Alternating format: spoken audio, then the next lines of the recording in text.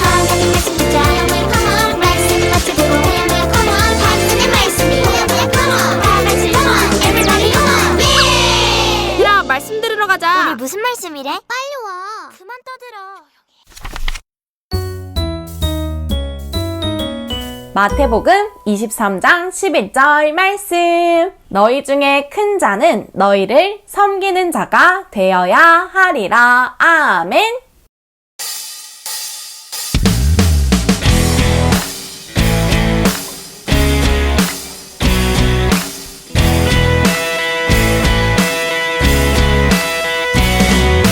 너희 중에 큰 자는 너희를 섬기는 자가 되어야 하리라.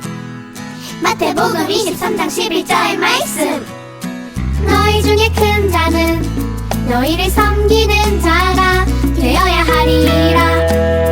마태복음 23장 11절 말씀. 너희 중에 큰 자는 너희를 섬기는 자가 되어야 하리라. 마태복음 23장 11절 말씀. 너희 중에 큰 자는 너희를 섬기는 자가 되어야 하리라.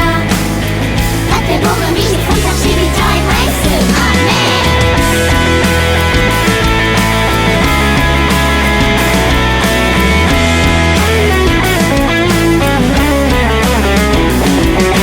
너희 중에 큰 자는 너희를 섬기는 자가 되어야 하리라. 마태복음 23장 11절 말씀. 너희 중에 큰 자는 너희를 섬기는 자가 되어야 하리라. 마태복음 23장 11절 말씀. 아멘.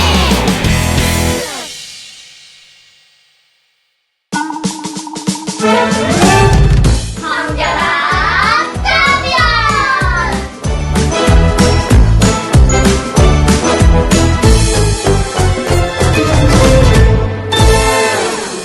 밤의 세계에 아나니아라는 예수님의 제자가 살고 있었어요. 하나님의 뜻을 잘 따르는 순종의 사람이었지요.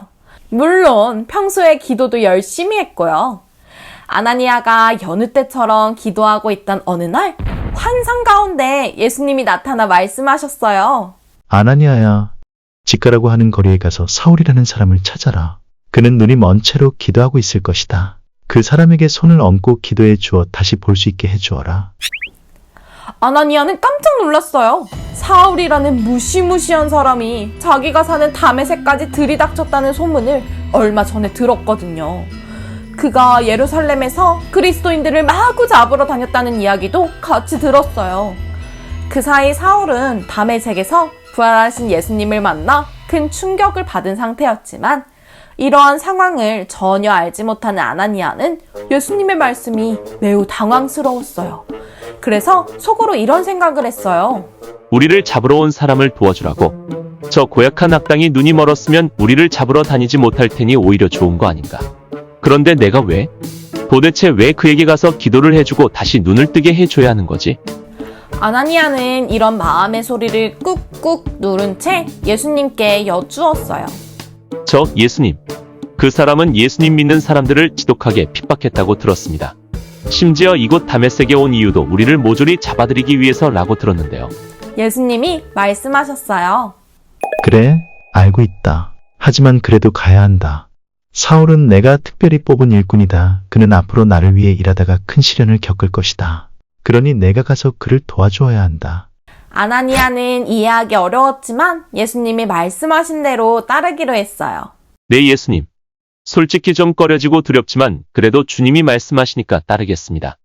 마음을 정한 아나니아는 더는 망설이지 않았어요. 즉시 일어나 사울이 있는 곳에 찾아갔어요. 아나니아가 만난 사울의 모습은 상상한 것과 많이 달랐어요. 살기등등하고 위풍당당한 모습은 온데간데 없이 사라졌어요. 보이지 않게 된 눈은 울며 기도하느라 퉁퉁 부어 있었고 몸은 금식으로 몹시 쇠약해져 있었어요. 그 모습을 본 순간 아나니아는 불편하고 무거웠던 마음이 사르르 녹아내리는 것을 느꼈어요. 그는 떨리는 목소리로 이렇게 말했어요. 형제, 사울이여. 놀랍게도 아나니아는 사울을 형제라고 불렀어요. 그리스도인들을 붙잡겠다고 쫓아다녔던 위험인물 사울을 복음의 한 형제로 받아들인 것이었어요. 형제라는 말을 들은 사울 역시 크게 감동했어요. 아나니아는 사울의 머리에 손을 얹고 이렇게 말했어요. 사울 형제여, 당신이 여기 오는 길에 배웠던 예수님이 당신의 눈을 다시 뜨게 하시고 성령으로 충만해지도록 나를 보내셨습니다. 말을 마친 아나니아가 기도하자 놀라운 일이 벌어졌어요. 사울의 눈에서 비늘 같은 것이 벗겨지더니 다시 볼 수 있게 되었어요. 그 뒤 사울은 세례를 받고 음식을 먹으며 기운을 차렸어요. 예수님이 아나니아에게 하신 말씀대로 하나님은 사울을 정말 크게 쓰셨어요. 성령 충만해진 사울은 후에 바울이라는 이름으로 불렸는데 그는 이곳저곳을 두루 다니며 많은 사람에게 전도하고 여러 교회를 세웠어요. 아무리 무서운 핍박과 고난이 와도 주저하지 않고 복음을 전하는 일에 자기의 온 삶을 바쳤어요. 오늘 말씀에서 우리가 기억해야 할 중요한 내용이 있어요. 그것은 하나님의 사람들은 서로를 이끌어주고 도와준다는 사실이에요. 아나니아는 사울을 돕고 싶지 않았던 마음을 내려놓고 예수님의 명령대로 그를 위해 기도하며 도왔어요.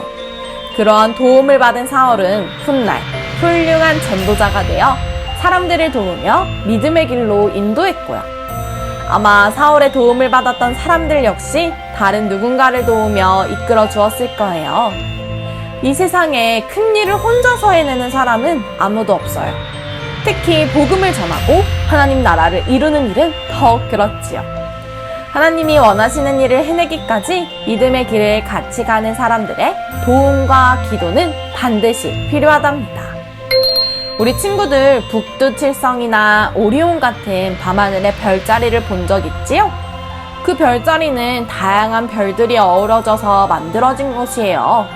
아무리 밝게 빛나는 별이 있다 해도 그 별 혼자서는 별자리를 만들 수 없어요. 여러 별이 적당한 거리에서 적당한 밝기로 함께 반짝일 때 멋진 별자리가 생겨나는 거예요. 하나님 나라의 가디언즈도 그래야 해요.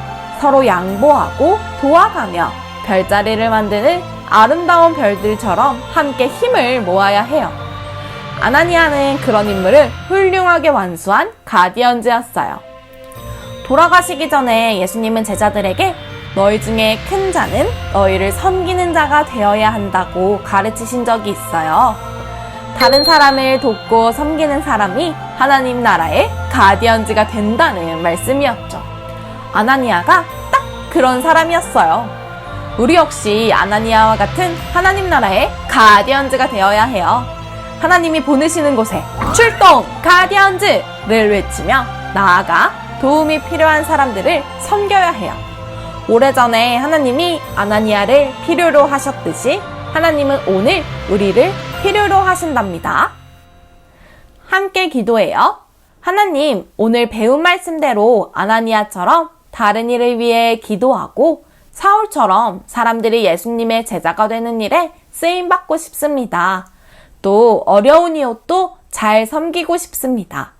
이를 위해 예수님의 말씀이라면 벌떡 일어나 달려가는 가디언즈가 되게 해주세요.